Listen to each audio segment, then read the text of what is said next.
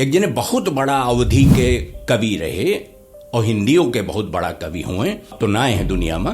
त्रिलोचन जी एकदाई कहें कि यह सब जितना बवालियां हैं ये कहा थे कि अवधि भाषा होबे न करे, बोली होए और गंवारू भाषा कहे। कुछ एक आध जने गंवारू भाषा हो सकेंगे एक सीखे कोनो जरूरत ना है, ये ऐसे है बस असली काम तो हिंदी है।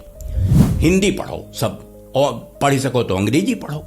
वह त्रिलोचन बाबा एक ठो कविता लिखिन कि तुलसी बाबा भाषा मैंने तुमसे सीखी। जो न अवधि में रामचरित मानस तुलसीदास जी लिख गए रहे, वह कहीं नहीं भाषा होए, ये बोली न होए। कहीं तुलसी बाबा भाषा मैंने तुमसे सीखी, मेरी सजग चेतना में तुम रमे हुए हो। माने बसा नाए हैं, वो रमा हैं, सब आगे पीछे दाएं बाएं। अवधि के अलावा कोनो गति है ना है, तुलसी के आगे कोनो गति है ना है अवधि में।